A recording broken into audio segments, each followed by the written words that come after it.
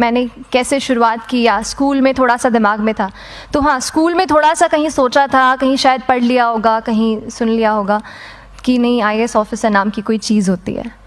लेकिन तब ये भी नहीं पता था कि यार UPSC नाम की कोई एग्ज़ाम है, सिविल सर्विस एग्ज़ाम है, उससे और भी पोस्ट में आप सिलेक्ट हो सकते हैं, ऐसा कुछ नॉलेज नहीं था।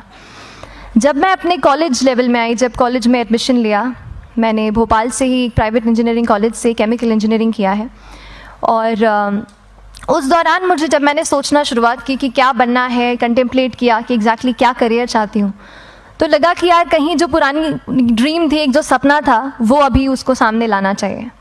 फिर इस बारे में और पढ़ा, और तब खान स्टडी ग्रुप भोपाल में सेंटर वहाँ पे जैसे शुरू हो गया था, तो मेरा जो फाउंडेशन कोर्स है मैंने वहाँ से किया। और इस एग्ज़ाम के बारे में जो चीज़ें मुझे 1-2 साल में समझ में आई हैं, वो कुछ चीज़ें मैं आपसे शेयर करना चाहती हूँ। सबसे पहली चीज़ जो पहले जय और रचना हम दोनों बोल चुके हैं कि कंसिस्टेंसी। आप अगर दिन में, कई बार हमसे सवाल पूछते हैं कि आप कितने घंटे पढ़ाई करते हैं, तो देखिए घंटे मैटर नहीं करते। कोई 17-18 घंटे हमें नहीं पढ़ना है, उतना हम पढ़ भी नहीं सकते। एक दिन पढ़ सकते हैं, दूसरे दिन नहीं पढ़ पाएंगे। 5 से 6 घंटे ही आपको देने हैं या उतने निकालने हैं, पर वो जो वक्त आप अपनी पढ़ाई को देते हो, वो कंसिस्टेंटली आपको रोज़ उतना ही अपने पढ़ाई को देना है। Consistency is the key, that is the first and the most important thing जो आपको ध्यान में रखनी है। दूसरी चीज़ इस एग्ज़ाम में मुझे लगता है इक्वली इम्पॉर्टेंट है, क्योंकि ये जर्नी लंबी होती है। जैसे एग्ज़ाम ही 1 साल तक चलती है, आप प्रीलिम्स देते हैं, फिर आप मेंस देते हैं, आप इंटरव्यू में जाते हैं पर्सनालिटी टेस्ट के लिए, तो एग्ज़ाम 1 साल तक खुद चलती है। उसके पहले मान लीजिए आप 1-1.5-2 साल पहले से प्रिपेयर कर रहे हो, तो ये जर्नी काफ़ी लंबी रहती है। उस जर्नी में मेंटली अपने आप को मोटिवेट रखना, अपने आप को बूस्ट करते रहना, वो भी इक्वली इम्पॉर्टेंट है। और इसीलिए अपने आप पर भरोसा बेहद ज़रूरी है। You need to have a faith in yourself कि अगर आपने इसमें कदम रखा है, अगर आपने सोचा है कि आप सिविल सर्विस एग्ज़ाम देना चाहते हैं और देंगे, तो आपको ये ठान के उसमें जाना है कि हाँ, मैं ये कर सकता या कर सकती हूँ। ये एक अपना मोटिवेशन, अपने साथ एक फेथ, बिलीफ अपने ऊपर आपको हमेशा रखना है। कमिंग टू प्रेपरेशन की कैसे तैयारी करनी है, बहुत सारी बातें आप सुन चुके हैं कि आंसर राइटिंग में कैसे करना होता है, आंसर राइटिंग का स्ट्रक्चर कैसा होना चाहिए। तो मैं शुरू में सबसे पहले ये कहूँगी कि मेरे प्रिपरेशन का बेस 2 चीज़ें रहीं। पहला था करंट अफेयर्स। करंट अफेयर्स इसलिए मैंने उसी से शुरुआत की क्योंकि करंट अफेयर्स सबसे इंटरेस्टिंग पार्ट होता है। कई बार आपको हिस्ट्री कभी बोरिंग लगेगी, कई बार आपको लगेगा ज्योग्राफी इतना, कभी हर किसी के अपने अपने फेवरेट्स होते हैं। तो मुझे वो 2 सब्जेक्ट्स लगते थे कि यार इतना मन नहीं करता है, लेकिन न्यूज़पेपर्स और करंट अफेयर्स में जो भी नया चल रहा है वो मुझे हमेशा इंटरेस्टिंग लगता था। इंटरनेशनल रिलेशंस में क्या हो रहा है, क्या सोशल रियलिटीज़ हैं, कहाँ क्या हुआ, उसका क्या इम्पैक्ट पड़ेगा एडमिनिस्ट्रेशन पे और हमारी कंट्री पे, तो उसको आप अपना एक बेस बना सकते हो।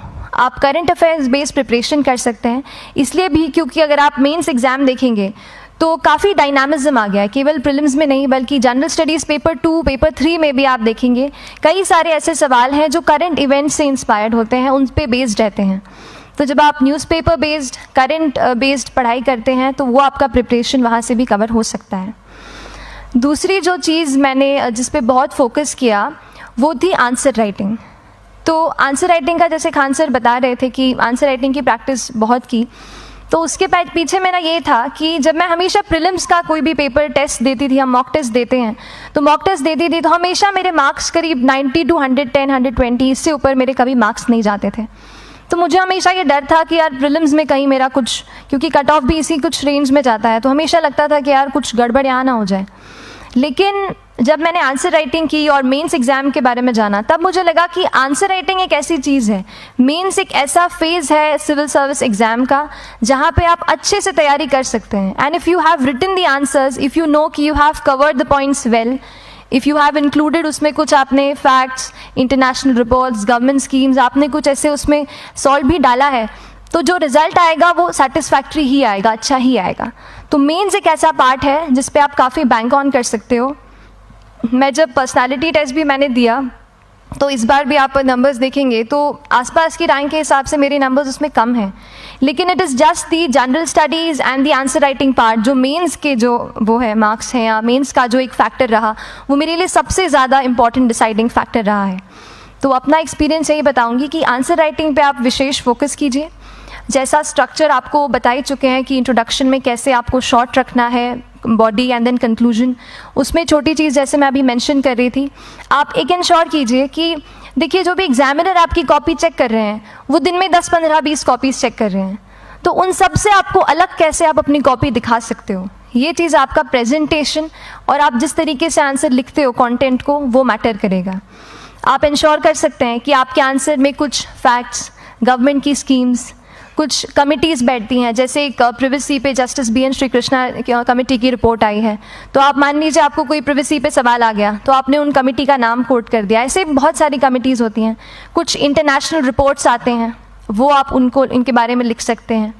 इंडिया का मैप आप बना सकते हैं। मैंने सीख लिया था कि 10-15 सेकेंड्स में कैसे जल्दी से मैप बनाना है और उस पर कैसे पॉइंट कुछ करना है, कुछ लोकेट करना है। तो ये कुछ ऐसी चीज़ें हैं जो आपके आंसर्स को एनरिच करेंगी और प्रेजेंटेबल बनाएंगी। तो इस तरीके से आंसर्स पे जैसे हम क्लास करते हैं, लेकिन उसके साथ साथ आपको ये कोशिश करनी है कि 1 से 2 आंसर पर डे आपको ज़रूर लिखने ही लिखने हैं, apart from the test series that you are doing. Answer writing से 2-3 चीज़ें होती हैं, ना केवल हमारी एक लिखने का हमें समझ आता है हम क्या लिखते हैं कैसा है, पर हमारा कॉम्प्रिहेंशन भी इम्प्रूव होता है। हमें कितना समझ में आया वो भी हमें खुद समझ आता है जब हम आंसर्स लिखते हैं। और इसीलिए आंसर राइटिंग पे आप फोकस कीजिए, 1 से 2 आंसर ज़रूर लिखिए। और आंसर राइटिंग के बाद the third pillar of my preparation जो काफ़ी इंपॉर्टेंट जिसने रोल प्ले किया, that was tests and test series and mocks. देखिए हम पढ़ रहे हैं यहाँ पर, I will also come to the point कि हम कैसे दिल्ली, भोपाल और इंदौर में प्रिपेयर करके बिना दिल्ली जाए हम कैसे कर सकते हैं, I will come to that point. पर उसके पहले टेस्ट की थोड़ी बात कर लेती हूँ कि टेस्ट देना क्यों ज़रूरी है। हम ये जो एग्ज़ाम दे रहे हैं सिविल सर्विस की, ये एक ऑल इंडिया लेवल एग्ज़ाम है and this cut throat competition. तो उसके लिए आप केवल पढ़ते रहें, सारी बुक्स, मटेरियल्स, स्टैंडर्ड ये करंट का सब पढ़ लें, लेकिन अगर आप ये नहीं जज कर पाए कि आपका क्या लेवल है at an all India level, तो चीज़ें समझ में आप नहीं, मतलब आप आगे नहीं बढ़ पाएंगे या सही डायरेक्शन नहीं पकड़ पाएंगे। तो इसलिए आप टेस्ट से घबराइए मत। कई बार टेस्ट का इनर्शिया होता है, ऐसे लगता है कि जब तक पूरा सिलेबस कंप्लीट नहीं कर लूँ तब तक टेस्ट नहीं दूंगा, लेकिन सच में बात ये होती है कि जब तक हम GS के मतलब पेपर देने अंदर भी घुसते हैं ना, तब भी उस सेकंड पे लग रहा होता है कि कुछ छूट गया है हमारा। तो ये चीज़ होगी ही, इसीलिए ये मैं कभी मत सोचिए कि जब तक पूरा सिलेबस नहीं कर लूँ टेस्ट नहीं दूंगा। जैसे आपका एक थोड़ा बेस बन जाता है प्रिपरेशन का, आप टेस्ट दीजिए, चाहे वो प्रीलिम्स का MCQ का टेस्ट हो या मेंस का राइटिंग स्किल की प्रैक्टिस हो, टेस्ट पे आप फोकस कीजिए। उसके बाद टेस्ट केवल देने के लिए नहीं देना है, उसको एनालाइज भी अच्छे से करना है। When you get the answer hints, when you get the answer keys, analyse properly कि आपकी क्या गलती हुई है और उससे भी सीखने की कोशिश कीजिए कि क्या कुछ नया मुझे इस टेस्ट पेपर से या इस आंसर कॉपी से मिल सकता है। तो इस तरह से टेस्ट पे भी आप फोकस कीजिए। And I will come lastly to the point कि जब मैंने प्रिपरेशन शुरू की थी अपने कॉलेज के 2nd ईयर 3rd ईयर आते आते, तो मन में बहुत सारे फियर्स थे। मैं भी एक नॉर्मल फैमिली से हूँ, मेरे फैमिली में किसी ने आज तक सिविल सर्विस का पेपर भी नहीं लिखा था, तो मन में बहुत सारे फियर्स थे, डाउट्स थे, क्या होगा, कैसे होगा। तो हो सकता है आपके मन में भी ऐसा हो। और हम जैसे यहाँ रहते हैं, हम सोचते हैं कि दिल्ली जाना तो सबसे ज़रूरी है, उसके बिना तो ये एग्ज़ाम हो ही नहीं सकती। तो उस पर मैं एक चीज़ बताना चाहूँगी कि जैसे KSG जैसे इंस्टीट्यूट हैं, जो फैकल्टी भी हमें वही मिलती है जो दिल्ली में पढ़ा रहे हैं, तो ये एक बहुत पॉजिटिव पॉइंट है कि क्वालिटी का कोई दिक्कत नहीं आएगी। बस एक चीज़ है, आप ज्वाइन करते हैं class, that will only provide you a direction. वो आपका रास्ता दिखा सकते हैं आपको कि इस रास्ते पर आपको चलना है, लेकिन चलना उस रास्ते पे आपको खुद है। You have to work on your own.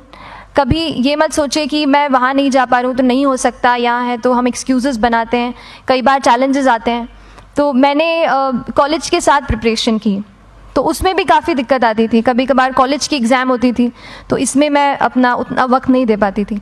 तो उस मोमेंट पे फिर प्लानिंग ने मुझे बहुत हेल्प किया कि हम किस तरीके से अपने कॉलेज के एग्ज़ाम के लिए प्लान कर लें।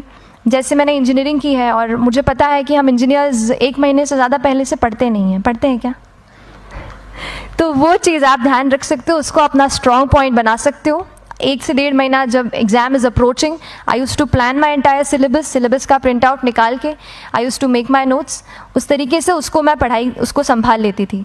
तो whenever you are managing those things together, focus on planning, किस तरीके से आप एक माइक्रो प्लान बनाएं, अपना डेली एक प्लान बनाएं, वीकली टारगेट सेट करें और एक ब्रॉड विजन दिमाग में रखें कि ब्रॉडली आप मंथ्स में क्या कवर करने वाले हैं। अगर आप प्लानिंग अच्छे से करते हैं तो ज़्यादातर पोर्शन आपका वहीं से कवर हो जाता है। और